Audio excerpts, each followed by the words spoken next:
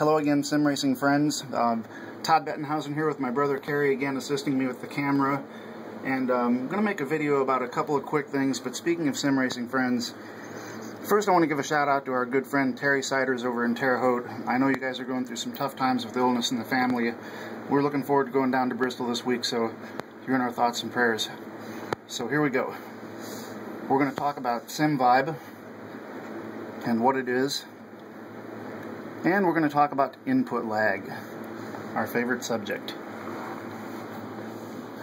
So over here on the left you can see this is Sim Commander 3. It's a light version.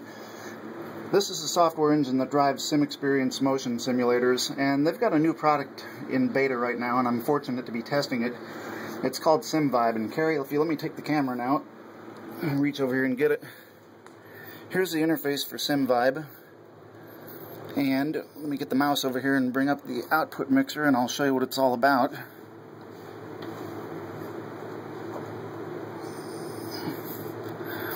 There's a baseline setup that I've been working on for iRacing, and here we go. You can see that you can take different effects that the telemetry outputs while you're driving and map them to vibrations that can be output by tactile transducers into your chassis. And you can see we've got a number of things set up here. We've got engine vibration, gear changes, impacts. Sorry about the blurry camera, it doesn't want to focus that close. Road bumps, front suspension bumps, and rear suspension bumps.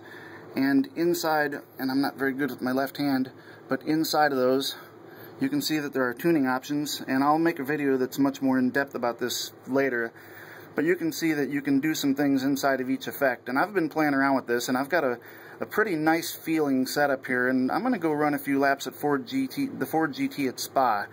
And you're going to hear some sounds that aren't normally associated with iRacing. And that's because of the transducers that I'm using. And I'm going to hand the camera back to Kerry so he can show them. These are Clark Synthesis TST209 transducers, and they do become audible over 100 hertz. More so up to, maybe 300 hertz. So you're going to be hearing those transducers talking a little bit. I've just got a 2-channel system here. When I get my full surround sound rig set up at home, this audio will blend in with the system audio, and it won't be so obtrusive. But believe me, what I'm feeling in the chassis makes it all worth it. It really brings the simulator to life, and I'm not talking about the kind of thing that happens with a motion seat like Pat Dotson's fine Ultraforce GS4 seat, which has panels inside that simulate motion. Pat here in Kokomo, Indiana is a friend of ours, and that's ultraforcesim.com. Some people have asked me about it in YouTube comments. I sold my seat to finance this SimVibe project, but I'll be picking up one of the latest models of Pat's seat as soon as I can afford it. But again, I'm fortunate to be testing this beta, so I'm going to go ahead and fire up iRacing. You've got a carousel. If I had more than one car profile here, they would all appear, but I'm working on a baseline. And really it works well for any car in iRacing, so I'm going to go ahead and click that, and it will actually launch the sim for me.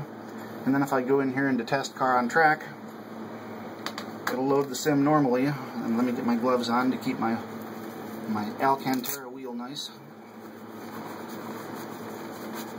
And hopefully I won't make a fool out of myself or crash, because road racing is not my forte. But we're to the part of the video now where we want to talk about input lag.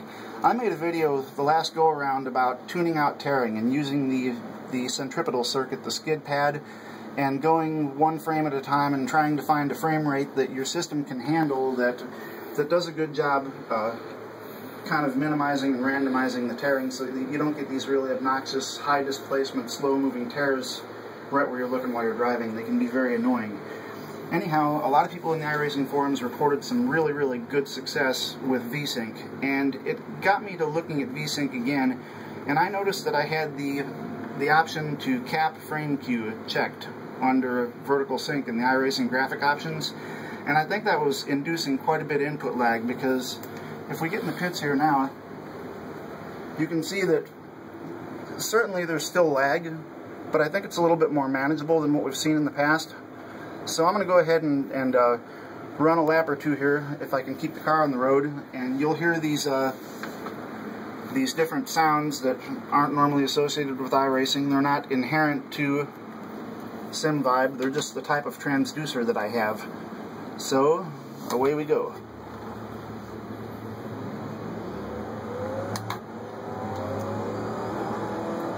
And the whole chassis is alive under me. I can feel the engine vibrations. If I put a wheel off into a rough place, I can feel it.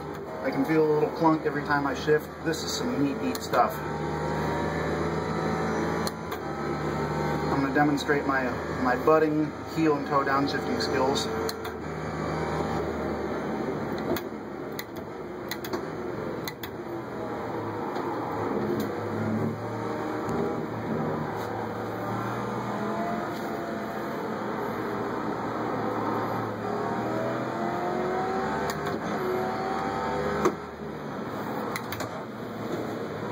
A little too big of a blip there.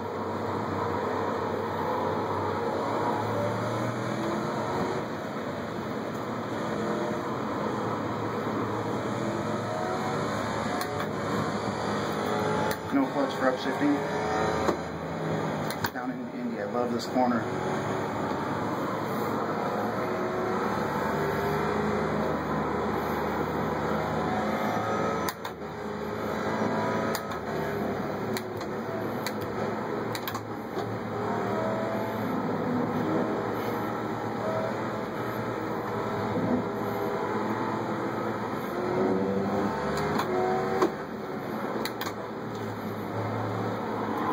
We're in commercial office space here with a converted mezzanine second floor area.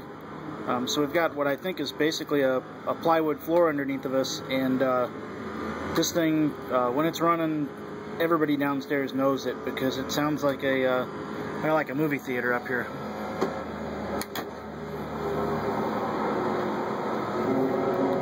Missed that apex, didn't I?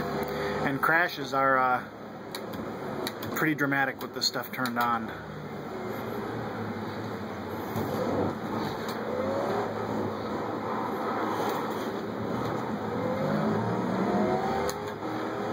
Well, the input lag didn't keep me from catching that one.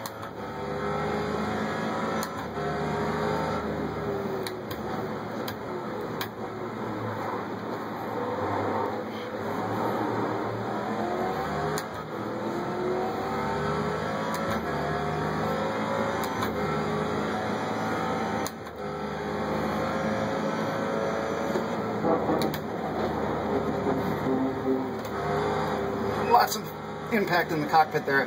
Very nice. Now check this out. I'm going to hang the wheels off a little bit. Nice sensations there on the left side of the cockpit. You can feel them. How localized would you say the effects are? Pretty much left to right, or is it all four corners? Left to right's a lot more distinguishable than actually whether front or back corner.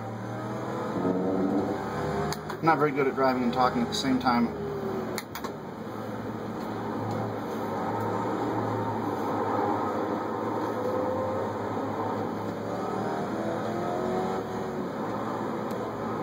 I just love this car and track though.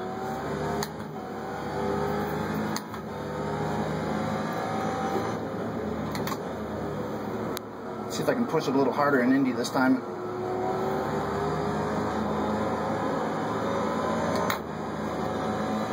Drifted off of it.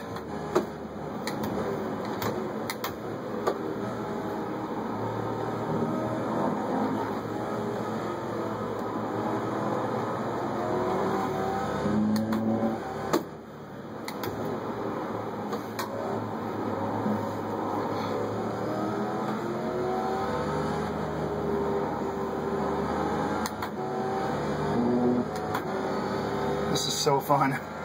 Can't tell you guys how much fun this is. It's 1:30 in the morning and I can't quit.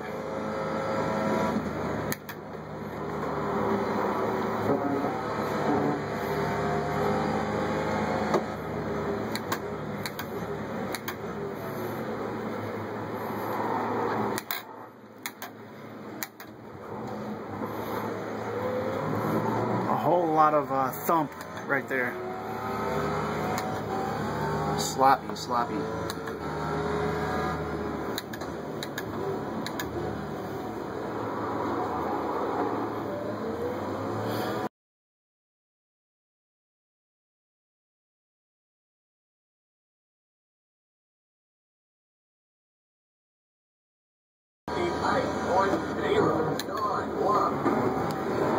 There we go, 2 laps at Spa.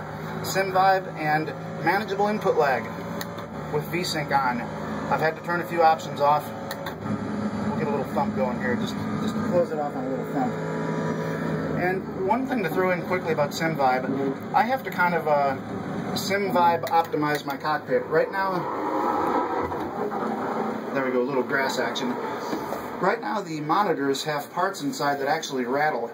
You can actually do some tuning, and I found out that 12 Hertz is kind of a bad spot for my cockpit, and if I do turn things up loud enough, I can even make the buttons in my wheel rattle. So, Fanatic, if you're watching this, I'm going to get this wheel decoupled, so please warranty it if I have any trouble. And same goes for the monitors, Asus, Newegg, whoever. I'm going to get this equipment decoupled because it is limiting the amplitude or the intensity of how much I can turn this stuff up. But fun stuff. SimVibe at SimXperience.com, SimXperience, SimXperience.com. It's great, it's in beta, it's coming on September 12th, so check it out, you'll love it. That's all for now, thanks for watching guys, see you next time.